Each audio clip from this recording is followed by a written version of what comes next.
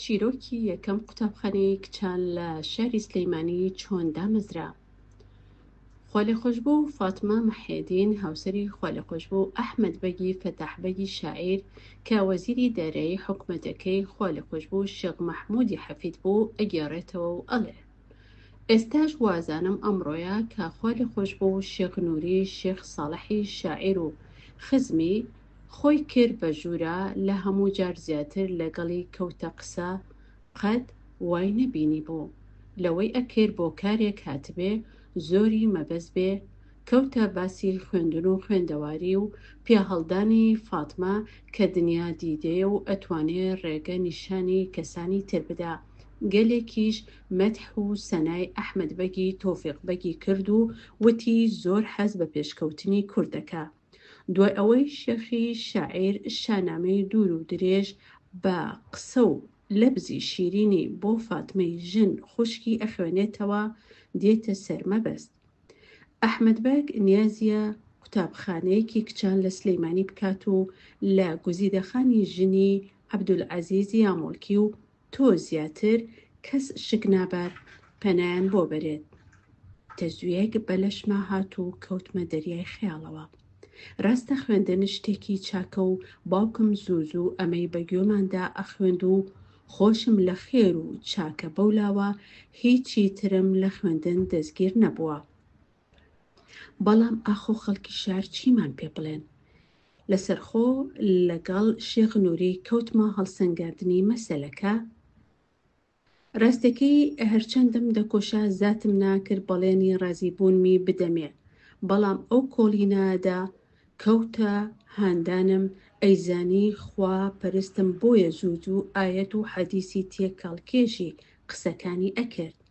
بەهشتی بەحۆریەوە بۆ مسۆگەر کردم وردە وردە نەرم بووم و گفتمدایە بەو جۆرە وەک بیرم بێت ساڵی 1926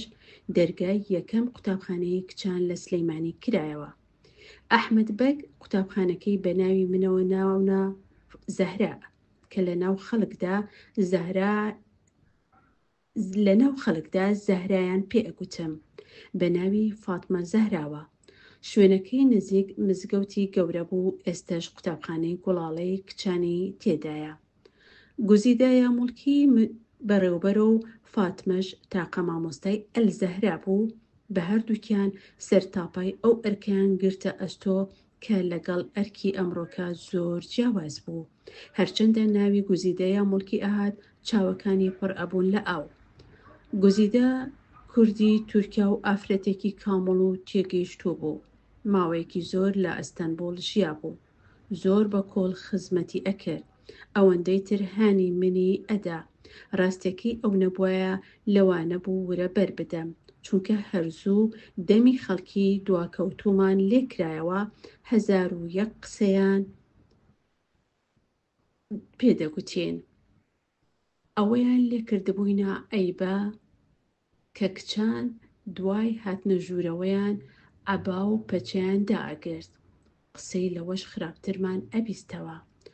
زۆر دایک بە ترس و لەرز کچەکانیان ئەهێنا و هەر ئەوە بوو کراسی قورئانیان بۆ لەبەر نەکەین تا دڵنیابن ئاگامان لە شەرەفیانە بێت و بە خوێندن لە کەدار نابن دایکی وەها بوو پرسیاری وای ئەکرد کە بۆ گێڕانەوە ناشێت یەکەم پۆلی قوتابخانە ساواکەمان دەستەیەکی یەکجار سیر بوو هیوای تیابوو تەمەنی لە 20 بڕوا بکەن لە 25 ساڵیش تێپەڕی بوو بە سەر و پێچی لار و لاگیرەوە و مێخەکبەند و سوور و سپیاوێکی باشەوە ئاهاتن لەگەڵ هیوادە ئەنیش بە کچی ئەشیا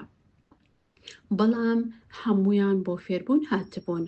بەدڵ خۆیان هیلاکە کرد هەژار و دەوڵەمەندیان تایە بوو ئێستاش بیرمەجارێکیان پرتەقاڵم بۆ قوتابیەکان برد هیوایان هەبوو نەی ئەزانی پرتەقاڵ چییە بۆنیان پێوە کرد و یاریان پێکرد تا بەدەستی خۆم بۆم پاک و قاشکردن و تێمگەیاندن پرتەقاڵ میوەیە و ئەخورێت گوزیدەیە موڵکی 3 ساڵ بەڕێوبەر بوو کە ئەو چوە بەغدا زۆهرە خانی کچی مستەفایە موڵکی بۆ دەوروبەری 3 ساڵێک چووە جێگەکەی دوا بە دوای ئەو من بوومە بەڕێوبەر و نزیکەی 30 ساڵ کاری ئەو قوتابخانەیەم گرتە ئەستۆ ڕووناکبیری ئەوسای شار پشتیان دەگرتم بە قسەی پڕهەستیان دڵیان خۆش ئەکردم. جارێکیان نزیک بەردەرکی سەرا یەکێک بە هێواشی دەستێکیدا بە پشتماوە پێوتم: ئافرین، هەزار جار ئافرین، سرت بەرز کردینەوە. کە ئاورم دایەوە پیرەمێردی شاعرم بینی.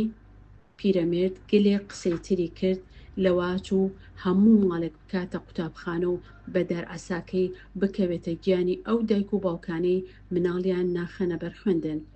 ئێستش هەرچەندە چاوم کز و گوێم قرس و یادم کەم بووە، بەڵام گەز بە گەز باڵا ئەکەم کە ئەبینم ڕەنجم بەرفیڕۆ نەچووە و کچە کورچۆتە ڕێزی برای و شان بەشانی ژیانی نوێ بۆنەوەی داهاتوو دروست دەکات. سەرچاوەی ئەم یادەوەریە وەرگیراوە لە کتێبی دکتۆر کەمال مەسار،